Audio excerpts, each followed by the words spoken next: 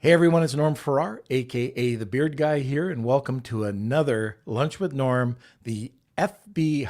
Let's try that again. The Amazon FBA and e-commerce podcast. Lunch with Norm. Lunch with Norm. Lunch with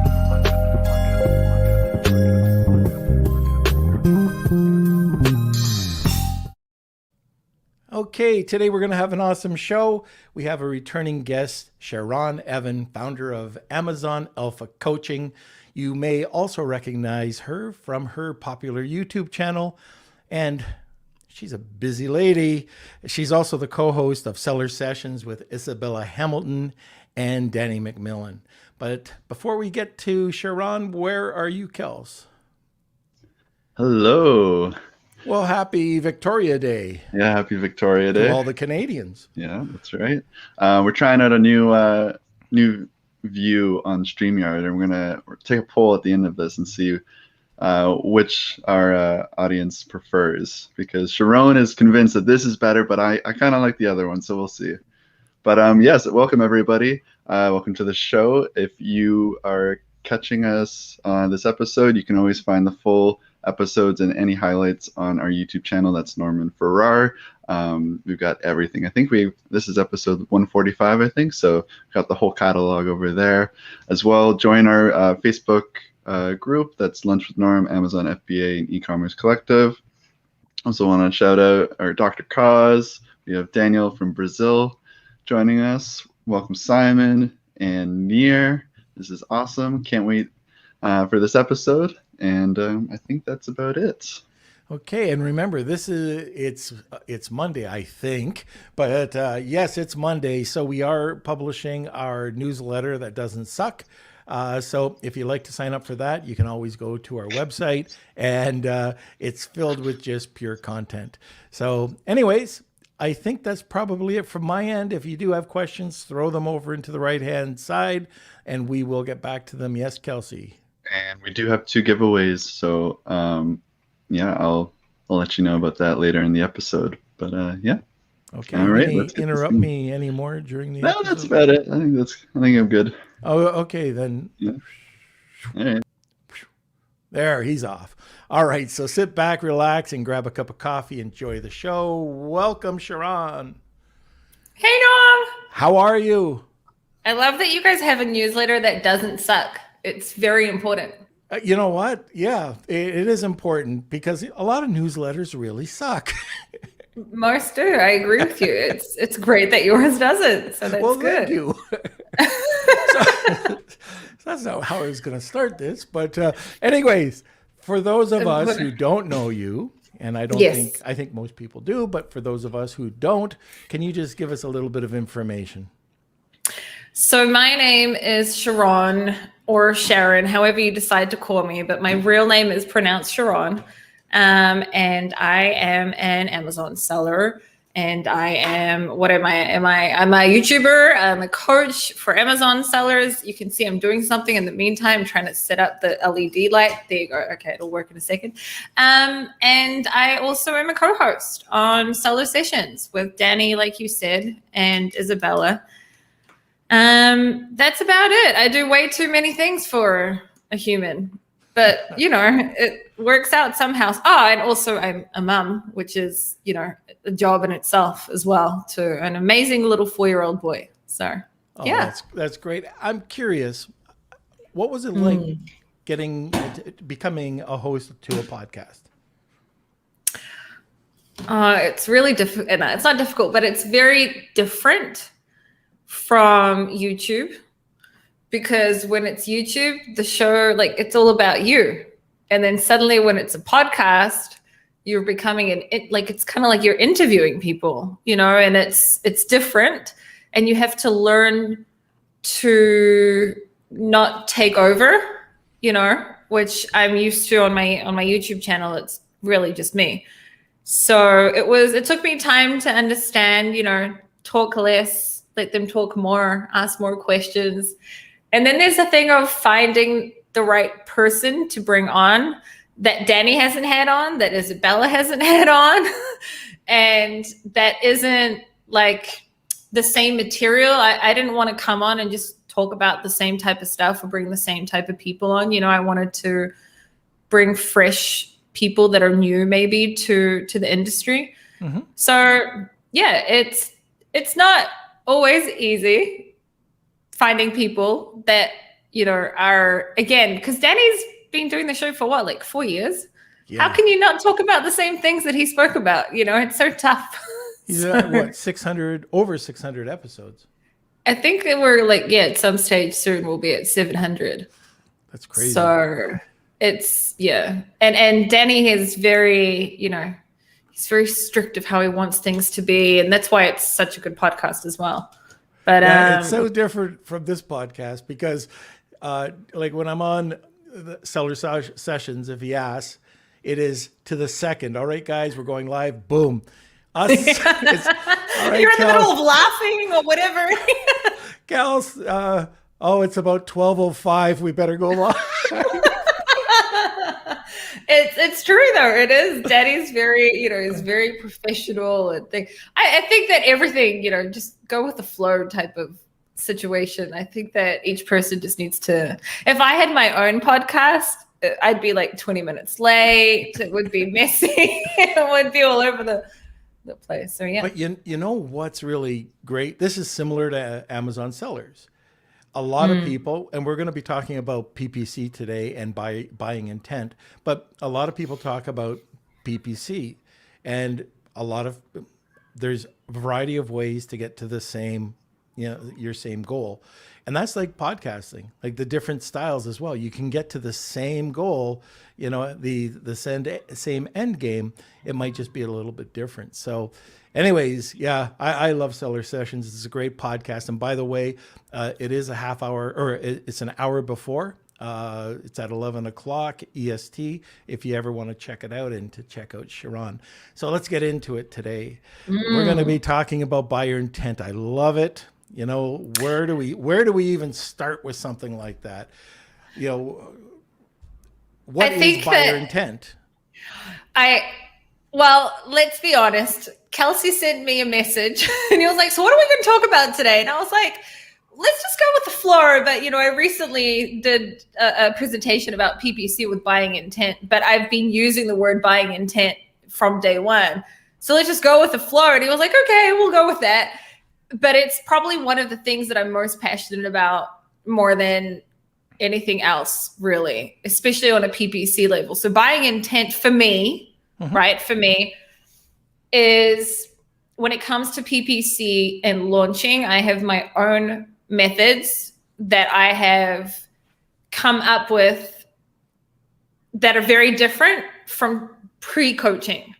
So I'll lead up to answering you, but I have to give it a backstory, right? Because Okay. that's the way that I am. And I know I talk a lot, but I promise that there's a point here. So before I started coaching, I lived in the bubbles of my products. I lived in the bubbles of what I knew, and which is the beauty niche and the baby niche. And that's all I knew. And then I started YouTube and I thought I was a know-it-all and, you know, and made all these videos. And then I started coaching. And then suddenly somebody comes to you with a super niche decor product. And then somebody comes to you with a super niche camping product. And then somebody comes to you with a freaking insect product and so many different products. And then I was like, well, wait a minute, but my PPC method doesn't work for this. And it doesn't work for that. And wait, hold on, this is different from this. And wait, but the buying intent's different. And I learned so much more through coaching and realized how diverse Amazon really is. And I think that's also the difference between doing like like when you're doing one-on-one coaching and you're getting in and seeing, I don't do any management or anything like that. And you see the actual search term reports and I spend hours looking at them with the person.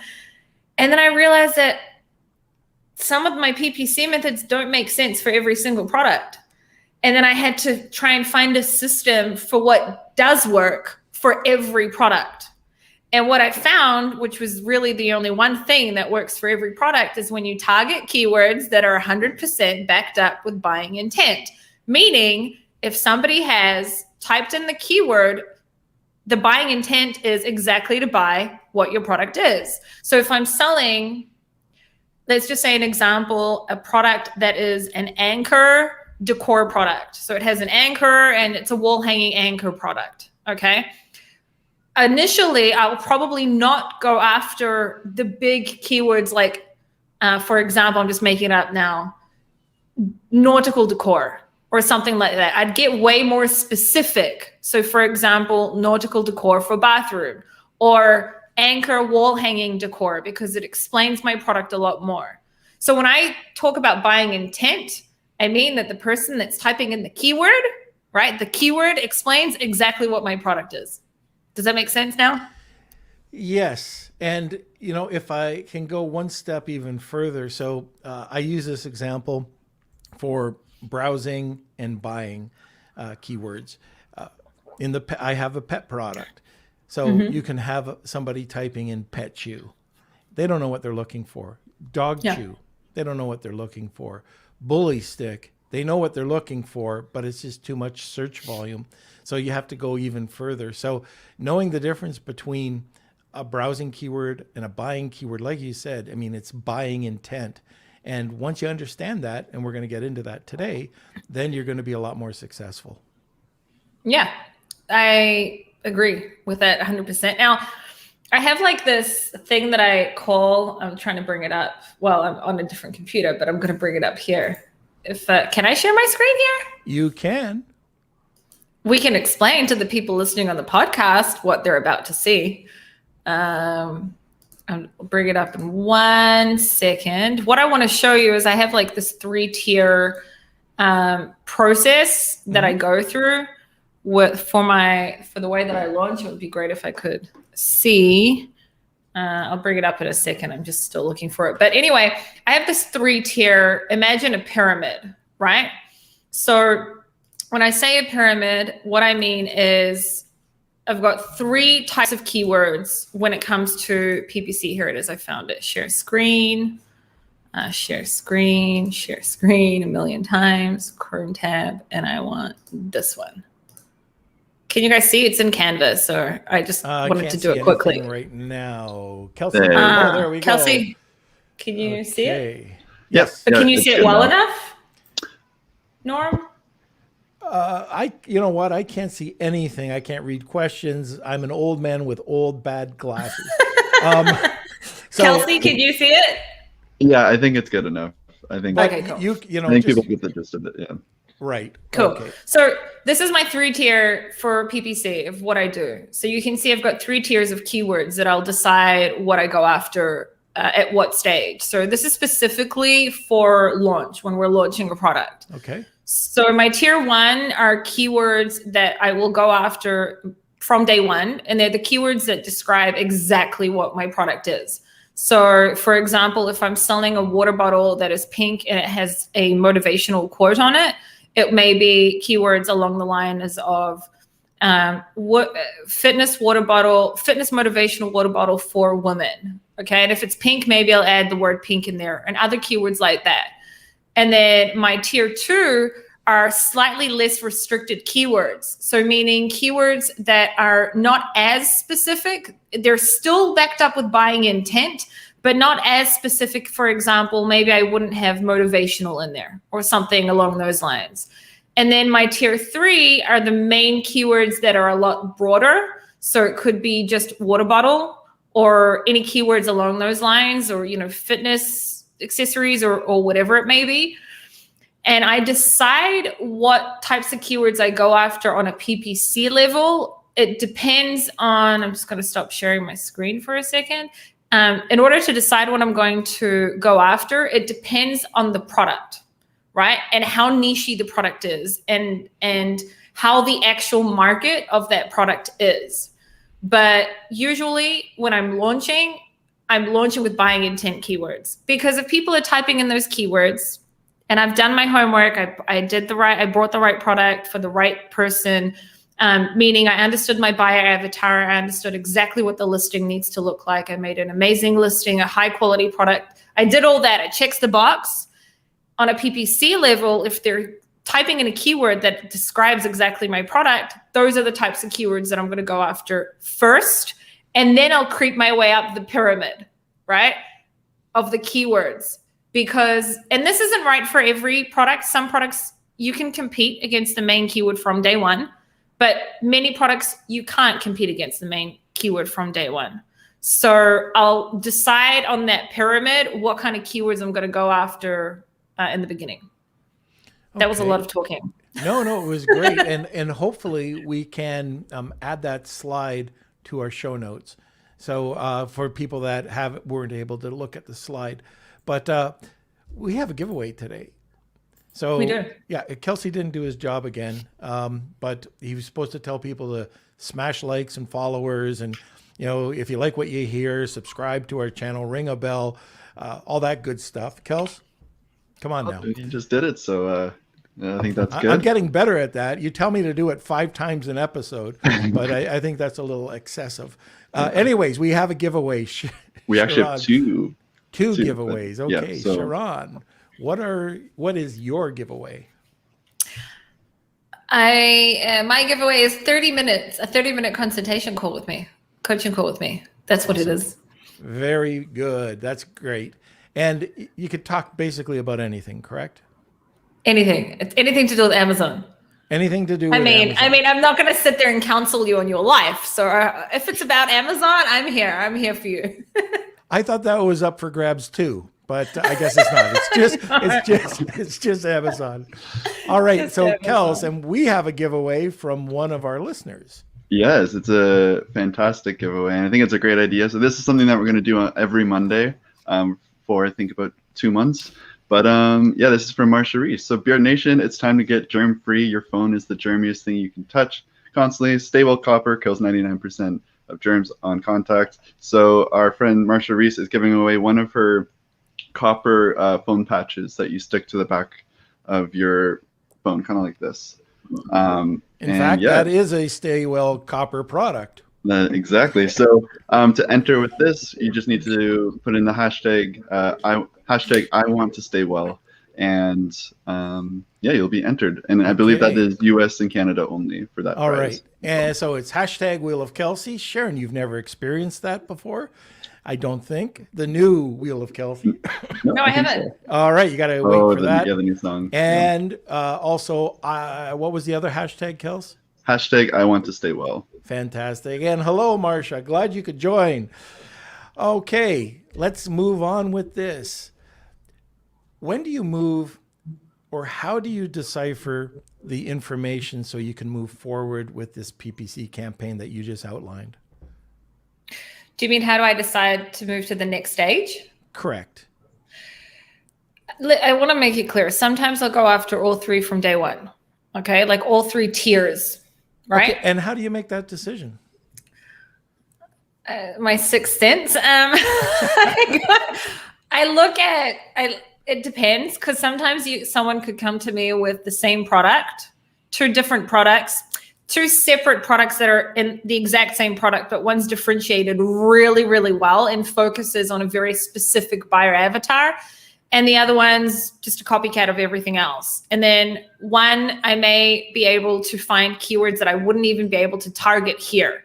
So it depends, but I make my decision on data. So I see how the campaigns are performing. And I look physically on an Amazon page. I don't just read the search term reports.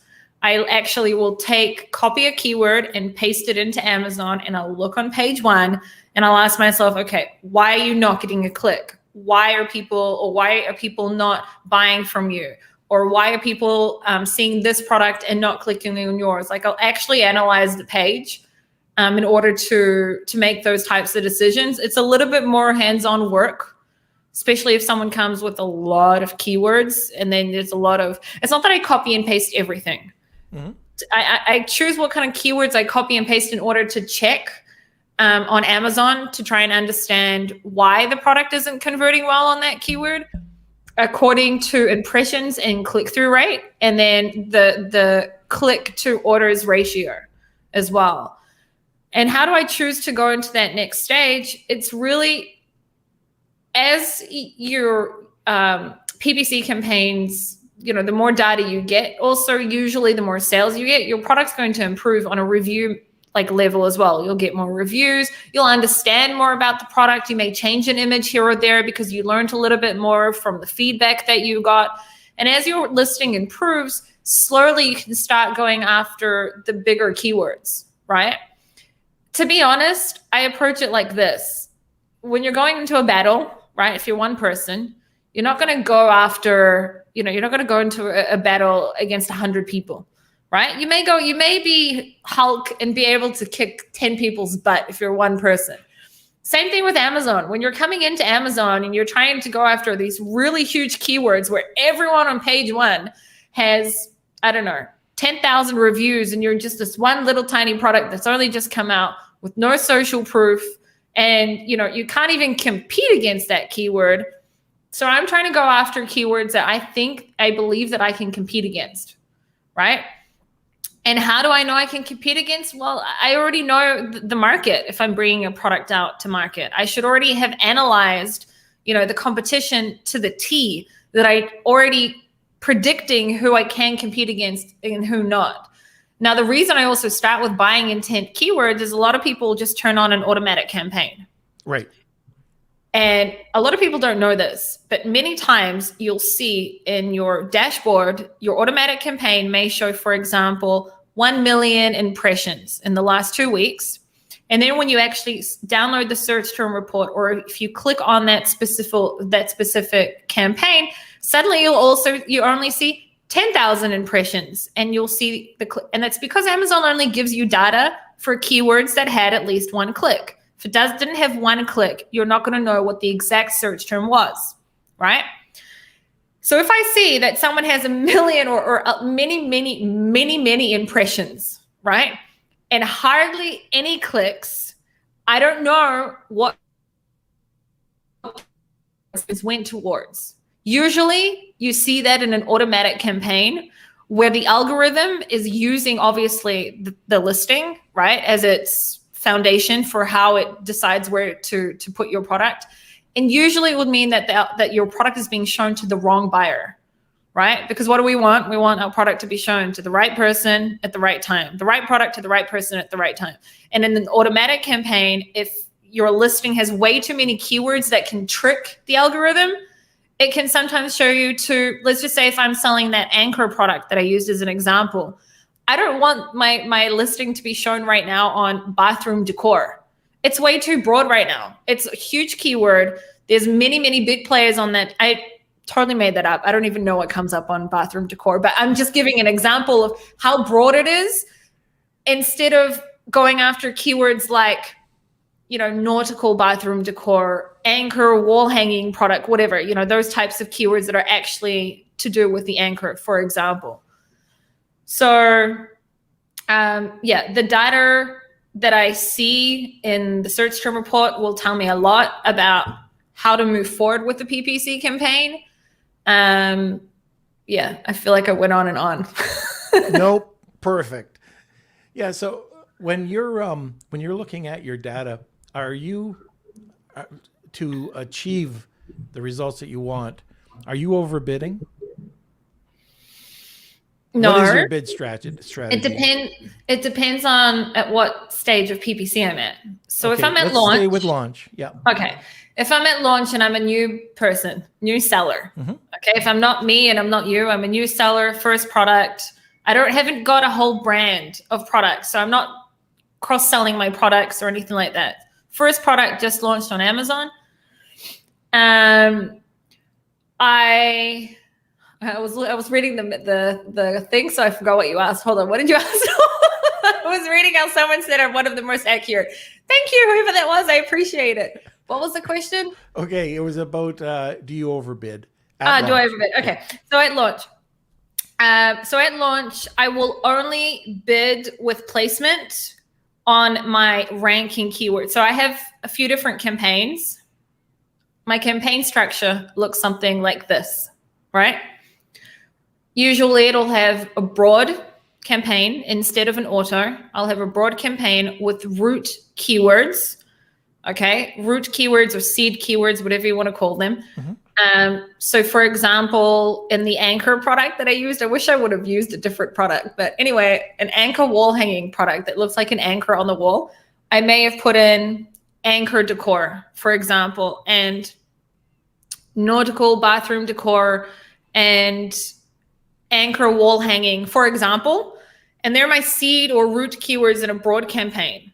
Okay, that's one. My next campaign would be an exact rank campaign. So those are between 5 to 7 keywords that I want to rank on, okay?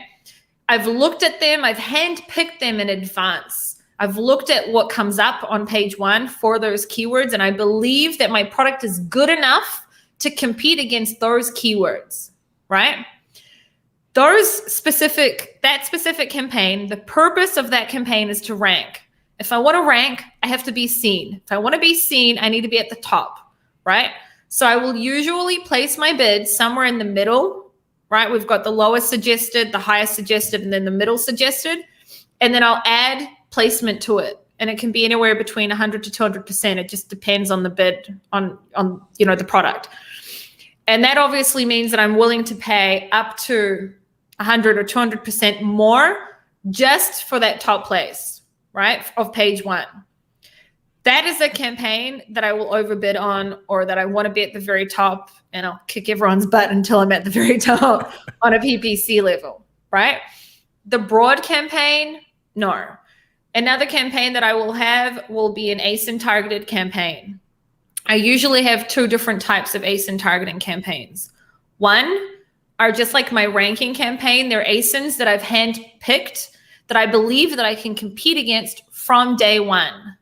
Those I don't mind bidding more on, because I believe I've seen their product, I've seen my offer, their offer, the listing I have, the listing they have, my differentiation point. I've handpicked them, and I believe that if you see my product on their listing, I will be able to steal sales from them. Okay. For those, I'm willing to pay more. Sharon, go for it. I got a cough. That's too many cigars. But when you are targeting, when you're handpicking those ASINs, is it a better product than, like, are you talking about a name brand product, or something that might have a 3.5 star compared to your 4.5 star? I don't like putting parameters on it, because I may have 0 reviews and they may have 150 reviews, all 5 stars, but my differentiation point is a million times better than theirs, right? And I believe that my differentiation point is so kick-ass that I can still steal sales from them, even though I have 0 reviews and they have a lot more than me. So it depends. I don't mind going after, I mean, when we say a name brand, like, I'm not going to go after like Adidas and L'Oreal and things like that, but I will go after anyone I believe I can compete against, right? So I don't like giving it an exact name, because someone could be listening and they can go after a big kick-ass brand because their offer is just a million times better than anyone else's. And then someone else could be hearing it and they should not go after the big guys. They will lose from day one, and it's not a good idea, right? So it depends. I use a tool to help me understand the market. Before Helium 10 bought out this tool, I used to use a tool called Titalytics. And it's basically market analysis, understanding the market cap, understanding who has the what market share, what are the ASINs getting most or the majority of the sales. Anyway, Helium 10 came out with a very similar tool called Market Tracker, right? I will use Market Tracker to also help me decide what kind of ASINs I'm going to handpick. And by the way, there are a maximum of 10 for the ones that I've handpicked from day one. So the answer to that is I handpick ASINs that I believe that I can kick butt on, from looking at their offer, looking at their listing, and then looking at mine. So also another example would be, if we look up the keyword yoga mat for kids, right? Half of the yoga mats for kids that show up are yoga mats for adults. because maybe not now, but 6 months ago, it was mostly yoga mats for adults and not yoga mats specifically for kids, because there weren't any yoga mats for kids. So people were being forced to buy yoga mats that are adult ones in pink or purple or blue or whatever it may be. If I see that there is a lot of yoga mats for adults, right, specifically, that are ranking really high for yoga mats for kids, even if they have a lot of reviews, I may have even gone after them because they're ranking so high on the yoga mat for kids products.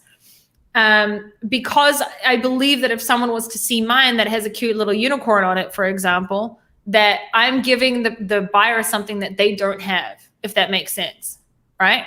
Don't know if that was the best example, but you get what I mean. Yeah, I right? get it. Yep. Yeah. So that's the ASINs that I had picked. But then I also have an ASIN discovery campaign.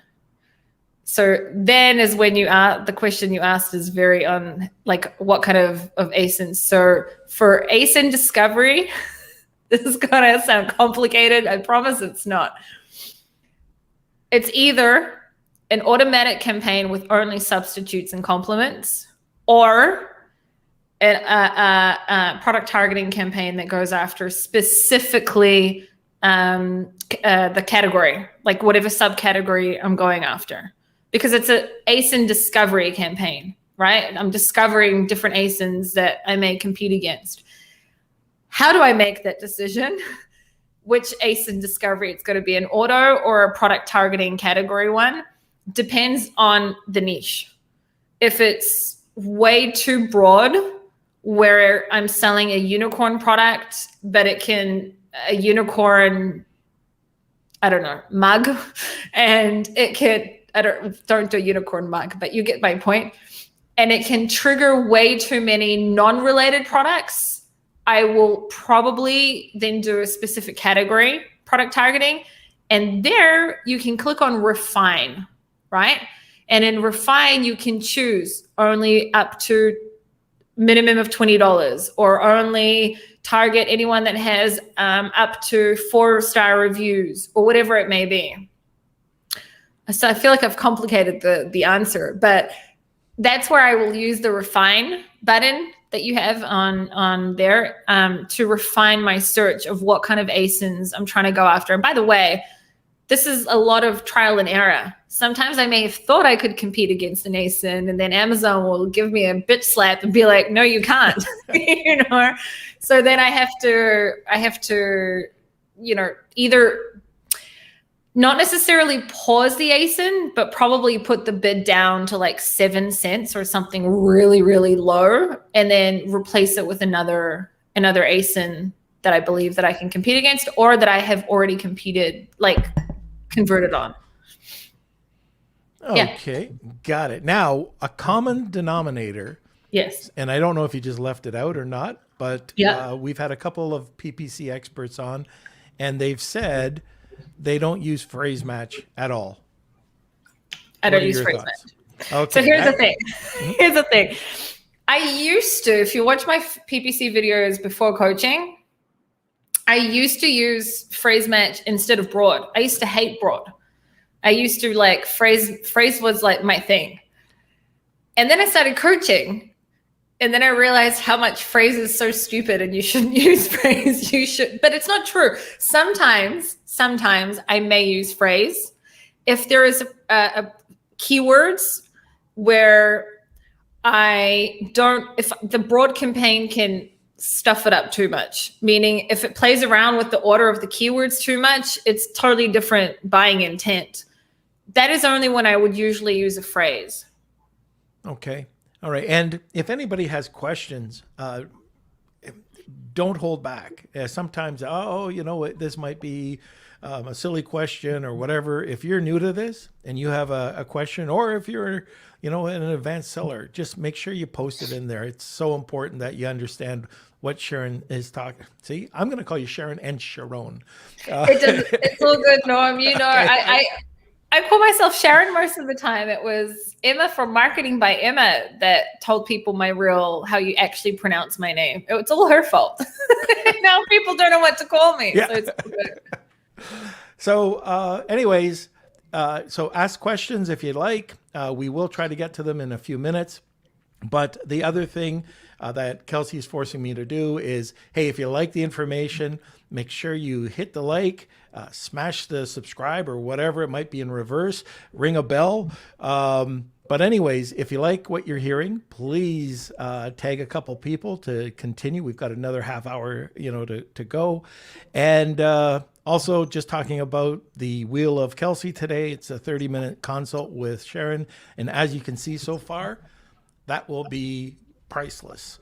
So, please make sure you join hashtag Wheel of Kelsey. If you'd like, tag 2 people and you get an extra entry.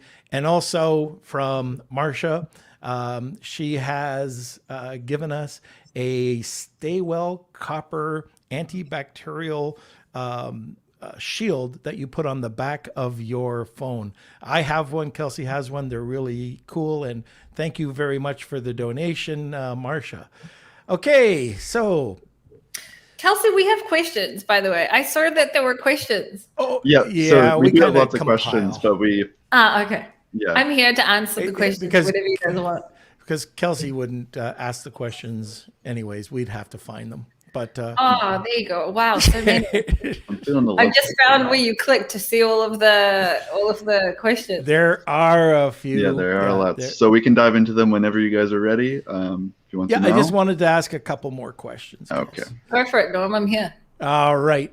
One thing that I'm interested in with everything that you're doing when you're doing this launch strategy, are these keywords in your title?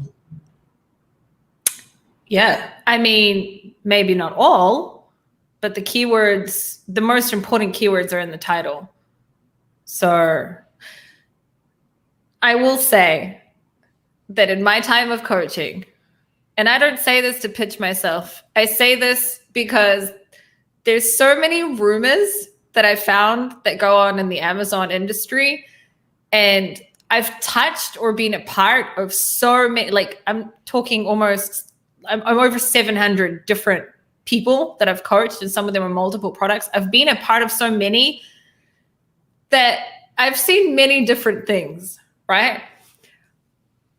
It's debatable of where a keyword has to be in order to make sure that you kick butt on that keyword. I have seen people that maybe didn't have a specific keyword in their title, but they did have it, for example, in their back end, and they've still been able to kick butt on that keyword, right?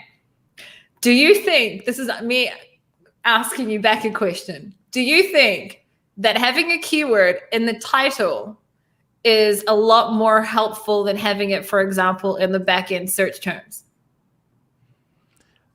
You know what? I'd probably have to say no. You could probably have quality keywords in your title and quality keywords in your back-end search terms.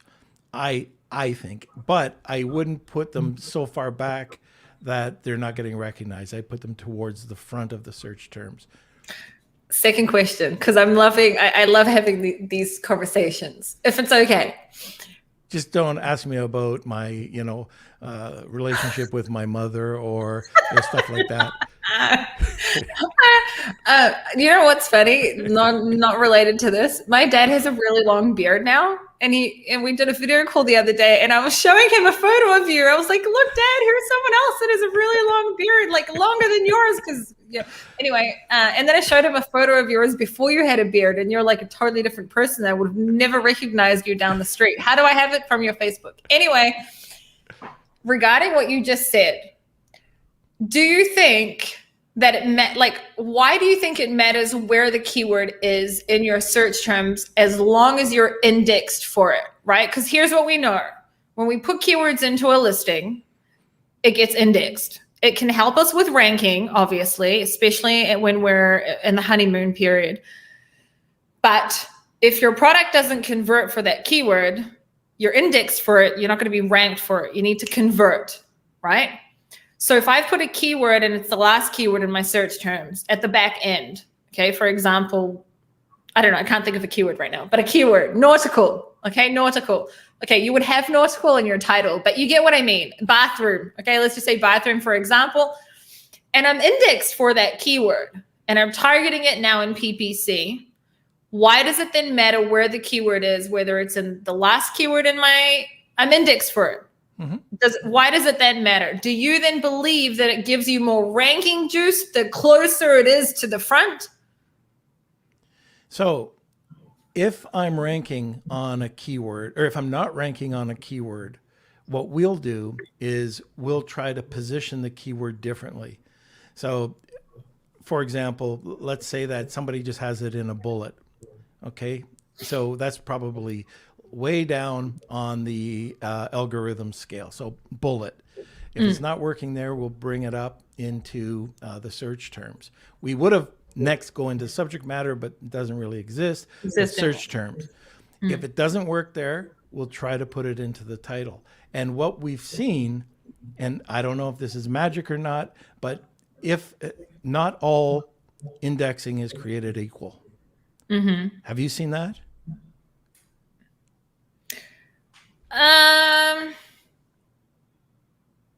I don't know. What I mean is, if a keyword is important, if it's an important keyword, right? Remember how I initially said we'll go after root keywords in the broad campaign? If it's a root keyword, so for example, with the Anchor product, if there's keywords around it, like nautical, beach, I don't know, Anchor, bathroom, because, you know, nautical decor is a lot in the bathroom. I don't know, like a few other keywords on a decor level and an anchor and things like that. The very important keywords, they will be in my title and in the back end, no matter what. Right. Okay. The rest of the keywords where it may be, I can't think of something like right now, but the rest of the keywords, if I'm indexed for them and it's important for me to get ranked for them, I'll target them in PPC. And if it's the right keyword, I will stay eventually organically ranked because I'm getting sales through that keyword. Because organic ranking, eventually it comes up with sales. You sell well for that keyword, you're going to rank for that keyword. At some stage, playing around with all the keywords everywhere, you can't continue doing that all the time, right? You can't, because you can't continue changing a listing all the time. It can have terrible effects on, from my experience, right? And I've learned this from making mistakes in the past of, oh, okay, well, this bullet's not working anymore. I changed the product. Let's change the entire bullet. And then boom, I got de-indexed and everything and had to get near our friend to come in and help and be like, well, what's the problem, right? I don't believe in changing your listing too many times. I think it's not a good idea, simply from just disasters that I've seen happen to people and suddenly waking up the next morning and their index is completely effed up.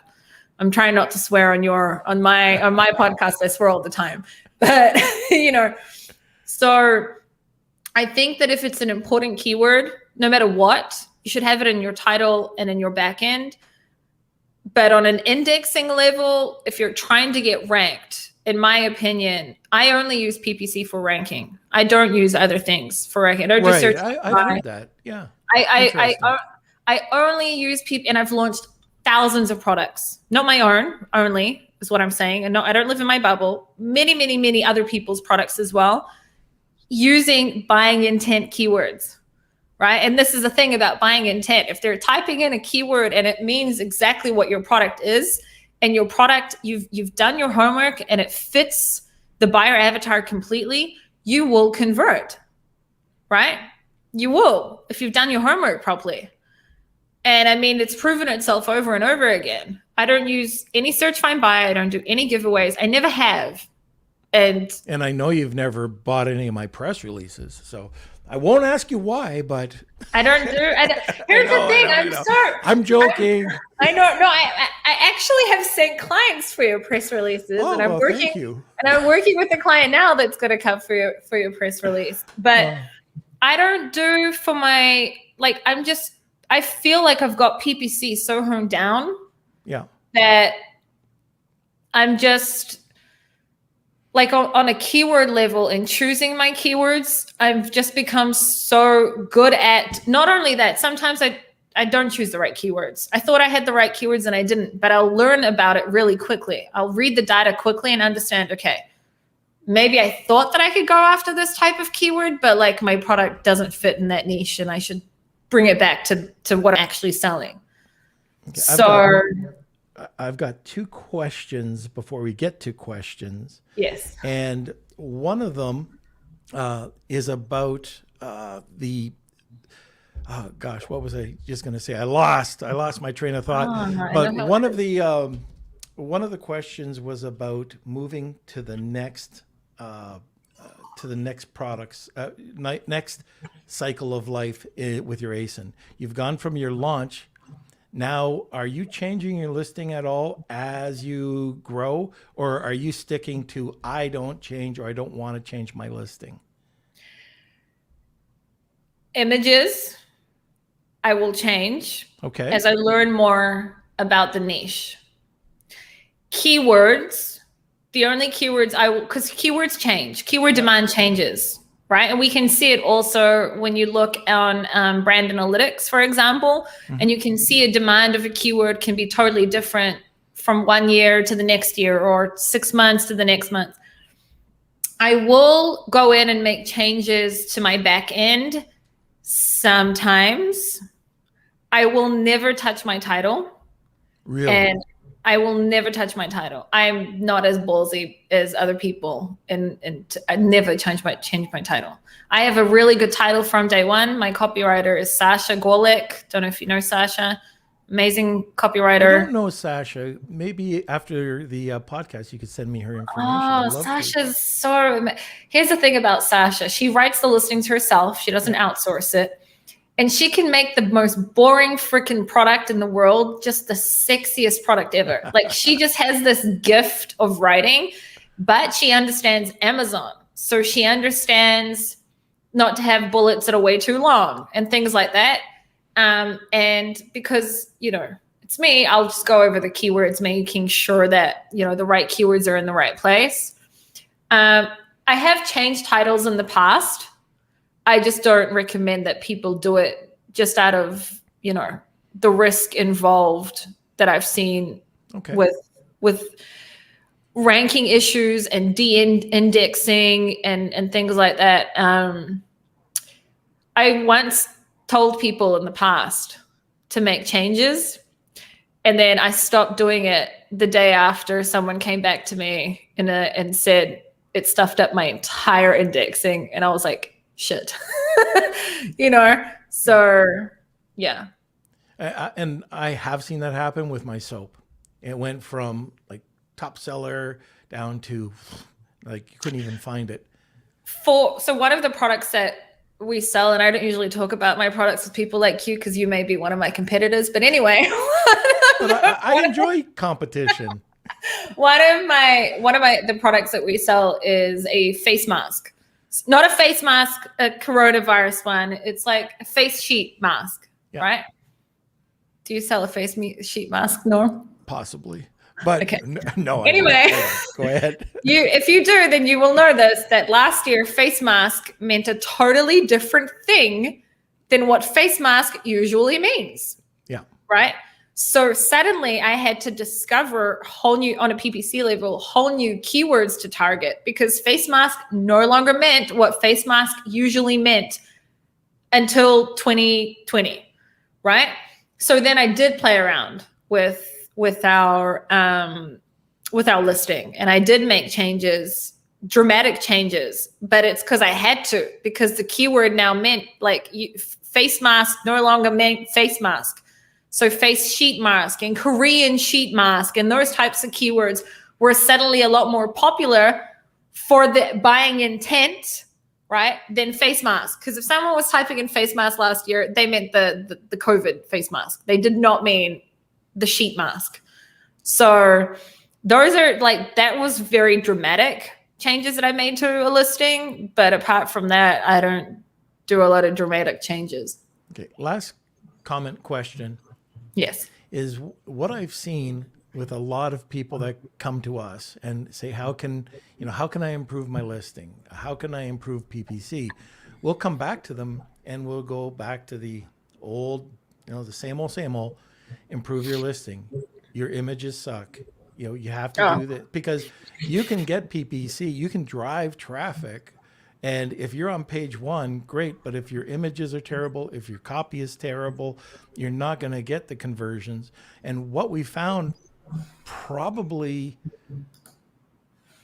20, 30, 40% won't listen.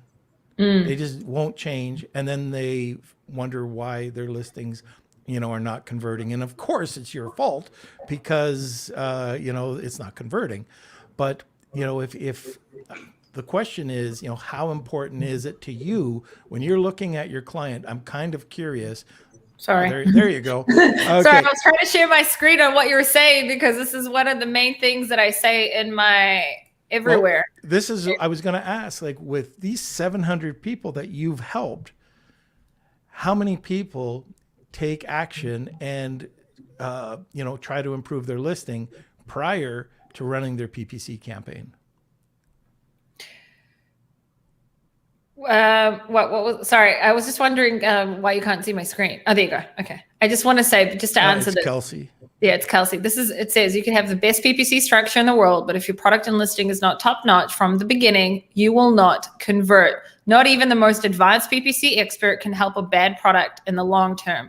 But I also say if your product and listing is not top notch, like you said, if the product, you could have you could have me and all the other PPC people that are way bigger than me, right? To make the best freaking structure in the world. But if your listing sucks and if your product sucks, it's not going to help, right? I don't know how many people watching us I've coached, but the amount of people have come and said, dude, your listing is so bad. You don't even understand your buyer avatar. You're not even showing, you don't even have lifestyle images. You don't have this, you don't have that. It's dramatic.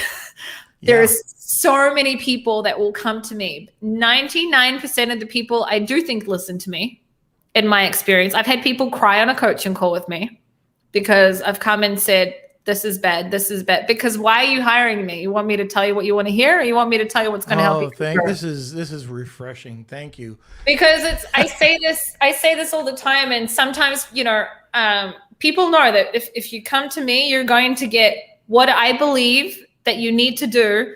And if you decide not to do it, I can't help you. Yep. I can't, there's no point. There's no point of us continuing. I said, there was some stage last year, I said to people, if you sell a beeswax food wrap, please don't book a call with me. I said it last year because I had literally, I don't know, it must have been like a helium-10 thing. And there was literally probably 100 people in a like 3-month period that were booking calls with me, and everyone was selling the same product, just the same freaking product.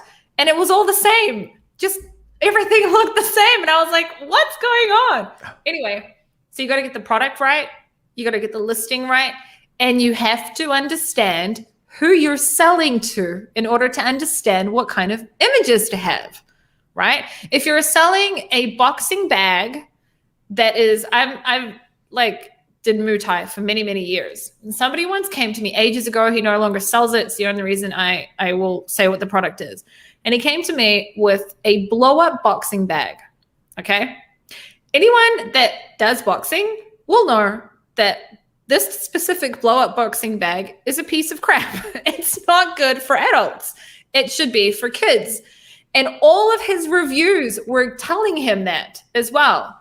But all of his images was just with adults. All of his keywords were with adults. And I was like, dude, you don't even understand your product. Like, what are you doing? This is a product for kids. It's a toy. It's well, not a toy, but it's for children. We redid his entire, when I say we, it's not me. I sent him to a photographer I work with. And I said, he redid his entire images. We did images with a dad and a son and a dad and a daughter together. We did different places. We showed different places where you can use the product. We showed lifestyle images. We showed, all the different images with the right buyer avatar in mind, which was children but who buys the product? Not the child, the parent. So we made sure we had parents in there as well, so they could visualize their children and visualize themselves with the kid. So a lot of people come with terrible images or listings, but I do believe that 99% listen to me specifically, right? But I think that if you're not willing to listen to a pro who knows a thing or two, then don't bother going to them. Yeah. Right. And people get really emotionally attached to their products, which is a big issue. But yeah, I don't know if I answered your question. I don't even remember. You did. And what's interesting, as soon as you started talking about this, my business partner over at the chat agency popped on. I know you know Paul Baron. Anyways, we have this problem. People come to us and they're saying, okay, how do you get influencers? How do you get brand ambassadors? And you go back and Paul, I mean, you can chat in here. There are people that come to us. We say the listing has to change. It's no good. And people just won't. And we've come to a conclusion now that if you're not willing to listen to the listing audit that we have, we really just can't help you as a client, because we're wasting our time and your time. And it's just incredible, the people that, that want advice, like they're open to it, but then the words, yes, I understand, but and then they don't do anything. So it's a problem. To solve that problem, my advice to people that are in the middle of doing their listing would be understand who your buyer avatar is. Because when you understand who your buyer avatar is, you will know what kind of images to make for them. Because most of the people just don't want to spend more money on images. If it's to change listings, many people will just do it. Images are expensive if you want to do them properly most of the time, right? So most people were just like, oh crap, she's telling me to go, or he's telling me to go and redo my images after I just spent $1,000. I had somebody, I'll totally change the scenario just because somebody well-known in the industry introduced me to one of their clients that they did their images and their videos for the client, and they just weren't converting. And then the client came to me, did a coaching call with me. The person was a photographer, and not the person that sent them, that did the intro for me, was a photographer. And the guy came to me to look at his PPC, and I was like, wait a minute, what's up with these images? So the product, for the sake of not exposing anyone or the type of product, we'll change the scenario. We'll stick to the anchor product. Okay. So if you're selling an anchor product or a nautical product, the theme is usually whites and blues, right? Because it's beachy products. So those are usually the types of colors that you'd have in the background and the decor in the background. You're not going to have bright orange like you have here in the norm, right? Which you probably pick those colors because it's also to do with Amazon. You got to understand when it comes to branding, for example, colors are everything, right? The guy's entire listing looked like an Amazon logo instead of, for example, the actual buyer avatar, which was blues and whites and things like that. It was simple, redo the entire images, right after they'd paid a lot of money to a well-known person in the industry, redid the entire images. And like, it's not me who does it. It's a totally different photographer. I don't benefit from you going to them. It's just I know that this is the best person that I've worked with. And the backgrounds looked very, very buying intent. If it's for example an anchor, right, then it's a decor product, like a nautical decor product. Then the background needs to look like a beachy themed or whites and blues and things like that. We just changed the way that the listing looked, right, and it already made a difference in sales. Wow. It wasn't even. I mean, there was PPC stuff to do, but from day one, it already made a difference. Because same thing with the guy with the boxing bag, right? So understand your product, understand your buyer avatar, and make the right images and the right listing for that buyer avatar. And then the keywords, if you've done your homework, it'll work. I mean, it's not that easy, but I'm making it sound easy. But what I mean is there's got to be a connection with the two. PPC is connected to your listing in like every single way possible. Very good. So we are going to get into questions now. We are going to run a little bit late. We checked with Sharon to make sure it was okay. So we do have time. We're going to get into questions right now. Wow. We do have quite a few questions. So we can try and just fire off these ones. So first, Paul, I think we mentioned this before, but who do you use for photos? Pixel Nuts Studio. Milana is her name. And there's a story behind it, but I'll make it a 30-second story so that we don't waste time. But Milana was one of my early coaching students. She was selling a product on Amazon. And then I had realized that she did the images of her entire listing. She had one of the most beautiful listings I've ever seen. And Amazon just wasn't really for her. There's just some people that Amazon's not the right thing for you, but there's other e-commerce things that are for you. And I pushed her to start her own agency. And she's just like been kicking ass for the last 2 years. She's done so many. But the thing is, she comes from an ex-buyer background. So she understands how to do graphics and photography specifically for Amazon sellers, which I think is so important because a wedding photographer is not going to do the same work. Yes, Pixel Nut Studio. Okay. All right. From Ryan, our product is for all ages, but it is safe to put images of kids in our main photos, or does marketing material with kids require a children's product certificate? On an image level, I don't think you should have a problem. I mean, compliance-wise, if your product is intended for children, okay, first of all, disclaimer, this is not legal advice, right? And then Normal put his 2 cents on it after me. But in my experience of compliance, if Amazon did not ask you for CPC, CPC, right? So if they didn't ask you for a certificate, then you're probably fine. But from what I know, on an image level, they shouldn't be scared to put children in there, right, Norm? No, I agree. Yeah. Yeah, because it's keywords. I mean, in general, though, if you have a product that's for kids, you got to make sure it's safe just for being a responsible business owner. And you should have certificates in place and compliance done correctly. Yeah, El Cabello takes care of compliance. Or you can go to compliancegate.com. That's what I use to help me. That wasn't a plug. I have no affiliation there. It was just things I legitimately use. All right, this is from Catherine. Is changing images just as risky?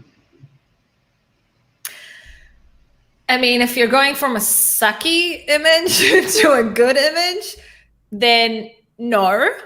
I do a lot of trial and errors with images. You can also do split testing if you're brand registered, but if you're not brand registered, no.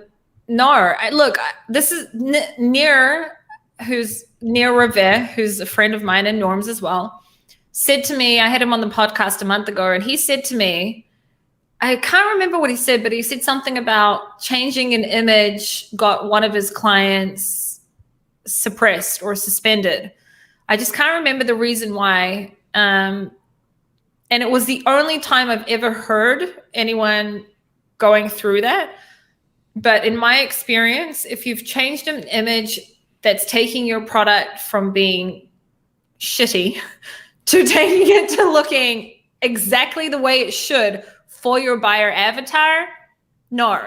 And if you mean risk involved on an algorithm level, as long as you're within terms of service, your main image isn't being changed from white background to an actual non-TOS background, you should be fine. Right, Norm? Do you agree with that? No, split test. And, you could also get a really quick, by using PickFu or Usability Hub, just, get insight, which is better. But if a photograph is better and it's your primary image and everything is compliant, I can't see how that would hurt. Yeah, I can't either. Okay. For Lori, what exactly is the back end of a listing? So when I was saying backend, I was meaning your search terms, but bullet points and description would be considered backend as well. Subject matter and attributes and all of that isn't really, well, I mean, it's category dependent now, isn't it? Right. But it can still help give you some juice. But I was just referring to search terms and your backend, which so many people, I don't know if you guys ever have this, Norm, but so many people don't understand how to use search terms correctly in the back end. So don't take it from me. Go to Amazon, Seller Central, on the top right-hand corner, you will have a search field. Type in search terms. This little thing pop-up will come out and it'll say using search terms effectively, I think, something like that. Click on it and read how to use search terms. You should not be repeating words. You don't put in an actual phrase. You put in just words. You don't use commas. There's so many things that people don't know and they do it and I don't know why. So don't listen to me, the person that works with listings all day long. Listen to Amazon. Type in search terms on Amazon and look and see what Amazon says. I think people are nervous about not repeating keywords. I don't know why, but they can test it out. But here's the thing. When Amazon added, if you're brand registered, then Amazon added search term optimizer, right? Mm-hmm. Where it shows you in pink any keywords that you're using that are low value and they're not using it anyway, right? That was just a reassurance for anyone that wanted to debate the fact that you shouldn't be repeating your search terms in the back end. So I don't repeat search terms in the back end. Right. And I don't think that people should repeat search terms in the back end. And Amazon tells you not to do it. And then when they added the search term optimizer, they show you in pink, don't use this, don't use this, don't use this. So I think get over the nervousness. Yeah. And just do what Amazon tells you, which you should not do if you're listening to Amazon PPC advice. But if it's listing optimization advice, I think you should. And Lori, just in case, if you're really new to Amazon, what we're talking about is in Seller Central, you can go to your inventory, you can select whatever your product is, go to the far right, hit edit, and then you'll see 4 or 5 tabs. And in those tabs, that's what we're talking about, your back end. There's all sorts of different fields in there that you can fill. And your search terms will be under keywords. Correct. Yep. Okay, great. Another question from Daniel. Congrats for your PPC Summit presentation, the best presentation ever. You always talk about repurpose. What if I have a product that can be targeted as a bathroom accessories and also in office decor? Okay, so if you're selling a product that can be sold to 2 different types of niches or 2 different buyer avatars, there's 2 answers to this in my experience. One is try and focus on the one that makes most sense. But if it makes most sense to both, I personally am extremely efficient with my PPC. First of all, in your listing, I would have images of both. I would have, for example, a collage showing the product in the bathroom and also in the office, for example, just because that's what the question was. Mm-hmm. In my PPC, I split the campaigns with different buying intent just for efficiency. So my office keywords are going to be in their own campaign and they're not going to be mixed with the bathroom keyword campaigns. And then the more you understand PPC, you sort of get a bird's eye view very quickly of which one converts better and you know where to focus most of your money. For example, most on the bathroom, or it could be both, but I don't mix them up. They each have their own campaigns for different buying intent. That makes sense? It made sense in my brain. Perfect. Okay. It made sense. Okay, cool. Okay, and I'm not sure good time. It's 1:10 right now, but we can start let's wrapping. take a couple more. Okay. I'm good. I like answer. I love PPC. All right. Well, PPC is my life. Okay. All right. From Benedict, do keywords at the back of EBC content picks relevant, and do they rank? I just had this debate with someone the other day. So from what I know, okay, A+ content, as in the text is not indexed, your description will be indexed. The images, what's it called? Yeah, the alt tags. The alt tags, in my own experience of checking, do help with index, but Amazon tells you that they use those keywords for Google and outside of Amazon ranking. I don't know if they help rank, but I know that they do help with index. And I know that by going in and putting the word dog into one of those images when I don't sell any product for dog, and then suddenly my product was indexed for the type of keyword that I'd put in. That's how I did it, and that's how I know that. But when you've got A+ content, your description is what gets. Do you usually put the ASIN and then dog, or is it just dog? In the alt? Yeah. Or when I'm in the file name.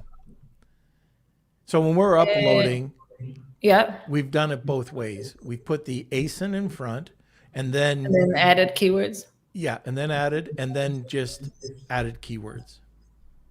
I don't think that I've put in the ASIN. I don't think I have. Okay. So what does that help with?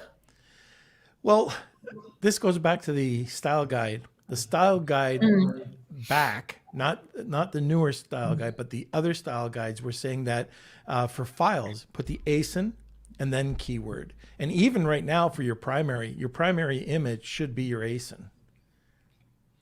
Your primary image should be the name of your ASIN.jpg. All of my images are named by my ASIN. But in the alt is in the image name is my ASIN number, right? Right. But I don't put it in the alt text. Okay, there's just miscommunication. So in the alt tags, you don't have to do that. No. Okay, that's what I was talking about, but not the name. The file name is my ASINs. Yeah. I think I actually do the ASIN and then ASIN 2. I think that's what I've done. I don't know if you're supposed to do that, but I feel like that's what I do because that's how they're saved on my computer. So it could be wrong, but anyway, the alt text, I don't put my ASIN. Nope, that's perfect. Okay, next. Okay, next from Adriana. So if a keyword or ASIN is not converting, would you just lower the bid or pause it? I've paused keywords before and lost organic traffic on them. Not sure if lowering the bid is better. Hold on, I have to read the thing myself. So if the keyword or ASIN is not converting, would you just lower the bid or pause it? Well, the question is, why isn't it converting? Is the first question that I would take that keyword, the actual search term that is showing, like the search term, not the targeted keyword, the search term, and I would physically put it into Amazon and I would look at what the offers are and my offer, and I would try to understand why people aren't clicking on me. And if they are clicking on me and I'm not converting, then there's a problem with either the keyword doesn't fit my product or there's a problem with your listing. Something's not right with your listing. So it depends. I don't pause keywords that quickly if they're important. I play around with the bids and I prefer to play around with the bid. A lot of people forget, for example, I can sometimes have someone that sells a $13 product and they've got $2 bids and they convert for every 4 clicks. They have a conversion, but they've always got really high ACOS and it's not profitable because their product's way too cheap and their clicks are way too high. And it's a problem with that specific niche, for example. But then they tell me I'm not converting. And I'm like, you are converting. You're converting really well. Converting, 1 sale for every 5 clicks is amazing, right? The problem is you've got a high ACOS or you're not, in your brain, you don't think you're converting well. It's simply because your product is too cheap for how expensive so you also need to ask yourself, what do you mean by is it not converting? Is it actually that you're getting many clicks? Or did you get 10 clicks and you expect a sale? Like, people sometimes come to me and they're like, I'm not converting. And I'm like, yeah, you are. Your bids are just too expensive, or your price is too low, or it's not the right keyword. So I hate answering these types of questions because I don't know what you sell. And then I may have seen your search term report and your listing and give you totally different advice. So I would say, look at the buying intent behind that keyword and understand if it fits exactly your product. People have clicked on you repeatedly and you're not getting the sale. What's wrong with your listing? What's wrong with your offer? Is there a reason for it? Maybe it's not a matter of changing the bid. It's just a matter of adding a coupon, changing the price, changing your image, etc. Maybe it's too broad of a keyword and has nothing. Maybe it's boho decor when you sell a very specific, I don't know, blanket that you put on your couch. And that keyword's way too broad for you right now, right? And in that case, I would probably lower the bid dramatically or not go after that keyword right now because it's in tier 3. Remember how I had tier 1, tier 2, tier 3? That's what I would answer on that. Very broad answer because I can't answer it specifically. Okay. How long is All right, a piece of string? We'll give you an easy one this time. From Benedict, is Sharon based in the UK? No, I come from New Zealand and I live in Israel. All right. Okay. And I sell in the US market. Okay, International. I'm a product of all countries in the world. What campaigns do you do for a new product launch? I think we covered that. We covered that, and also I have a YouTube video on how I launch products. Like it's specifically launching 2021. Okay. I'm going to go find it. I see one from Tom Norton, which is interesting. Here goes my eyes again. Do you put a high priority on video ads campaign? Wow, we didn't even talk about videos. We didn't touch that. That's why I wanted to get to that. We didn't even touch brand ads at all. Do you put high priority on video ad campaigns? When you say, what do you mean, Tom? What does it mean by high priority? Like, do I use video ads? Yes, I guess. I use video ads. I think video ads are like one of the most amazing things that anyone could use. Video ads do not have to be, in my experience, over the top. They can literally be a slideshow and still convert. But I do believe that there should also be buying intent keywords. What I mean is understanding what kind of keywords you're going after at what stage, including for video ads as well. So yes, I think that video ads, are probably, in my experience, one of the most the campaigns that convert with the best conversion probably I've ever had. That's not true. Do you know what actually has the best conversion I've ever had on my products? What's that? On my cosmetics products specifically, you probably may have a similar one, is display ads with, I forgot the exact name of it right now, but people that have purchased your product in the past. Because a lot of my cosmetics products are products that you have to keep buying every month, otherwise they don't work. Those are like, I've got a cost of like 2 or 3% on, and with a lot of sales on my display ads. So anyway, but the answer about video ads, I think video ads are important. I think that if you're not using them and you have the ability to use them, you're an idiot and you should. I think that you can try different types of video ads over time. From the very beginning, a lot of people are money conscious. They don't want to spend hundreds of dollars. So make a really good slideshow ad, on your own on Canva. But just know that a better video ad, a really professional one, may convert a lot better than your simple Canva video ad. But I think that they're great and they're important. And we didn't even talk about sponsored brand ads and display ads, but we'll probably have to leave that for another time. That'll be next time. Yeah, but they're important too when you're brand registered. Okay, Kels, one more question and then we'll get into Wheel of Kelsey. Okay, from Daniel, for the exact ranking campaign, what is the minimum combined SV that lets you keeps you confident to launch the product as well as the max level of competition? The red light to give up. What is the minimum combined search volume that lets you confident to launch the product as well as the max level of competition? That Is that a product research question? Daniel, I think that is a how long is a piece of string? It really depends on what you're launching, competitiveness, the price point. I don't have parameters. I'm probably one of the people in the industry that's like the opposite of what everyone else says. I hate parameters, search volume. I've seen people launch products and make a lot of money from keywords that only have 1,000 search volume, and Right. the market cap is very, very small. But the reason they're kicking butt is because they're the only one, because no one, went into that specific niche. I'm anti-parameters and all about making the right product for the right type of buyer avatar and choosing the right keywords that are going to get conversion because I made the right product for the right buyer avatar. With in-depth market analysis. So I'm very precise with my market analysis. And like I said, I used to use Totalitics. Today I use Market Tracker. It's probably one of the most underrated tools that Helium 10 has. Market Tracker, it can tell you so much about the potential of a niche and the potential of market share in a niche. And it's things that people don't think about. Is there actually potential to grab a piece of the pie? But that'll have to probably be for another time, because I literally could talk about that for the next 20 minutes and not shut up. So yeah.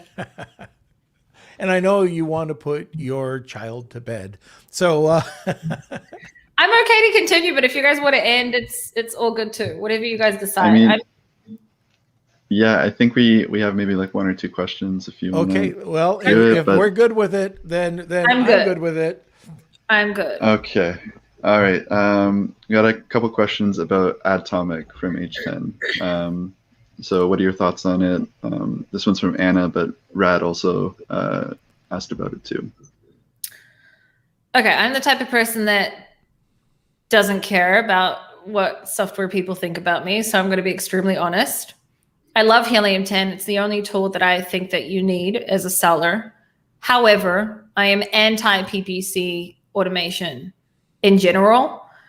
So I do not use Atomic. It's not true. I have it because I'm an affiliate of Helium 10. So I do have Atomic and I do look at it a lot, but I don't use it to create my campaigns. I create my campaigns myself and I use the tool to read data. You can make changes within. When you go into Atomic, you can make changes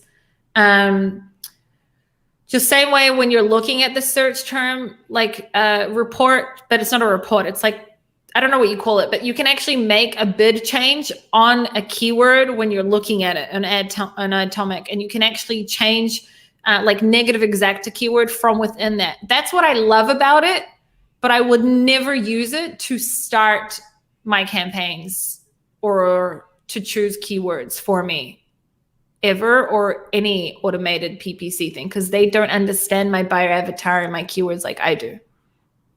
Very good. I think there's another some question? of them, but they're a little too broad, I think. Yeah, I think we're probably good. From Simon, is it necessary to own every ad position, such as display ads on product pages? Is Saibi's real name Simon?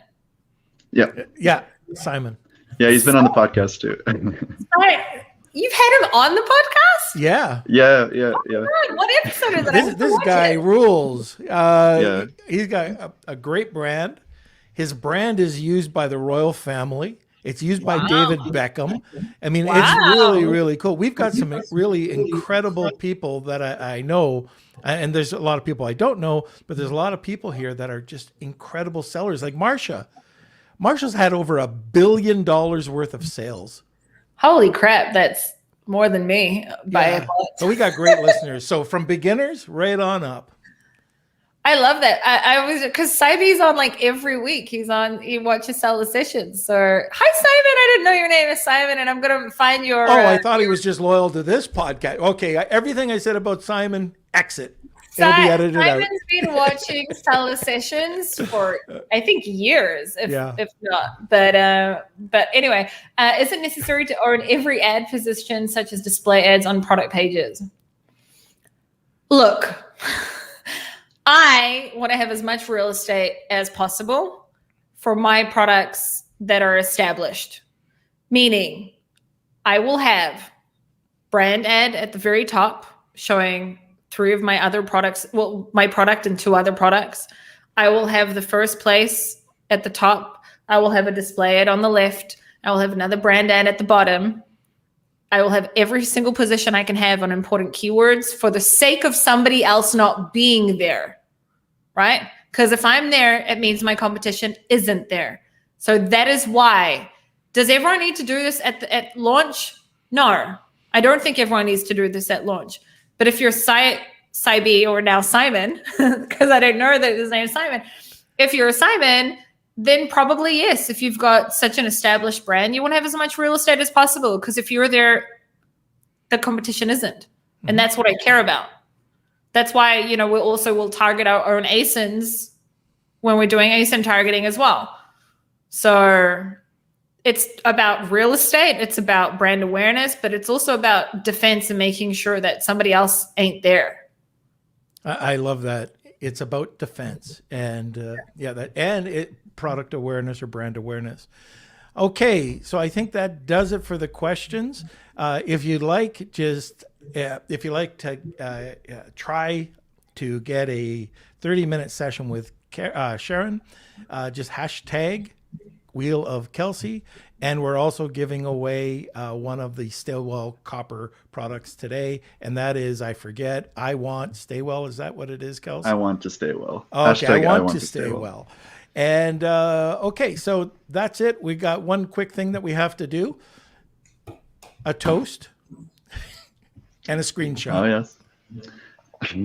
Kelsey, where's yours? 1, 2, 3. Oh, there we go. Oh. We can do this after the show. There we go. Okay, we have to redo it after the show as well. It might be a little easier. But okay, it's time for the Wheel of Kelsey, and Sharon, you're gonna be excited for the song. It's time for the Wheel of Kelsey.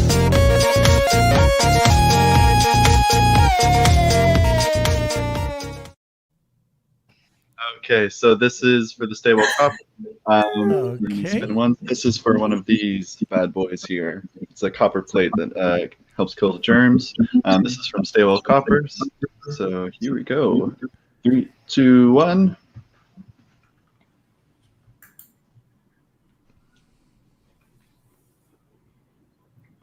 Okay. Daniel is the winner. All right, Daniel. So congratulations, Daniel. And next, for the big consultation prize. All right. Shuffle up all the names, and here we go. Good luck, everyone. 2, 1. This is a great prize. Oh. Okay, Tom. Is that Tom Norton or a different Tom? I think that's Tom Norton. Yeah, Tom Norton. All right. Congrats, Tom. All right. So yeah, just contact me at k@lunchwithnorm.com, and I will connect you with Sharon, as well as Daniel. I believe I have your address already, but just we can email him back and forth and figure that out. But yeah, thank you, everyone. All right. So that is it. We went, I think this is a record today, almost an hour and a half. We said we were going to be short and wrap this up, but ended up being our longest podcast. Yeah, ever. what the heck? Whenever anyone invites me, they should just know that I talk so much. It's just a thing. So, well, Kelsey will be sending you out an email to book the next podcast right after this one. Short podcasts don't exist when I'm on. I did want to say, and this is now, I am plugging myself here, but I did want to say that I do one-on-one coaching. So for anyone that didn't win the 30 minutes, I do one-on-one. Only come to me prepared if you come to me. Meaning, there we go. Know your stuff. Yeah, that's it. And you've got a Facebook group, of course. as well. Yep, I've got my own Facebook group and the Sharon Evan YouTube channel. And you can catch me on Thursdays on Seller Sessions. Norm, I got to have you on once as my guest. Not as I Daddy. get nervous with all your questions. Why? I'm so easygoing. I feel like coming on the podcast with me is fun. I'm pretty fun, aren't I? You're fun when I get to ask the questions, but Okay, I'd love to go on to your podcast. I'll bring you on with Kelsey. Do you even also do podcast with your dad? I've been on one podcast, on the AMPM podcast, and that was like my little podcast debut. So That I should bring you both on. That would be funny. It would be interesting to see how does a dad and a son work together? How does that work? Well, when he works, that's No, he's a great worker. He works. He's Kelsey awesome. looks like he's an awesome kid. He is. thank you. Although I never really admit that, but yes, he is. You should, Norm. It's important. Kelsey, your dad appreciates you a lot. He does. There we go. Thank you. Well, tell him that I say thank you. But Okay, everybody. So I think Yeah. that's it for today's podcast. Sharon, You. thank you so much for being on. Can't wait to have you on again. Thank and just stick around when we Have disconnect. Just here. don't go anywhere. All right, Okay. thanks. So that's winding down today's podcast. It was about an hour and a half. It was a long one. Hope you got some really great nuggets. Yeah, okay, I'll say it. Yeah, we gave away some nuggets today. Got to figure out a different word for that. Anybody have any suggestions on what's better than a nugget? I'd love to hear it. But anyway, if you liked what you heard, please like and follow us. Kelsey, what do you got to say? Well, first off, our Patreon is starting up in June, so you can start looking at that now. I'll put the link in the comments section. So definitely check it out. We have 2 awesome subscribers right now, and I'll just do a little shout out. I'm going to give them another one when we started officially, but Mark and Simon, thank you so much for your donations. And that's just a place where you can get bonus content with a monthly subscription service. So that starts in June as well. If you missed any of the podcasts today, you can always go over to our YouTube channel, Norman Farrar. We're at like 904 subscribers. It's the race to 1,000. So we really appreciate it if you go over, hit that subscribe button, and ring that little bell. It lets you know whenever we're live, you'll get a notification. And then our Facebook group, Lunch with Norm, Amazon FBA, and eCommerce Collective. That's where all the good stuff happens. And we got our Beard Nation community over there. And we really appreciate you guys. And I think that's everything from my side. Okay, so thank you, everyone. Thank you so much for being part of this community. And join us Monday, Wednesday, Friday at noon Eastern Standard Time. Have a great day. Lunch with Norm.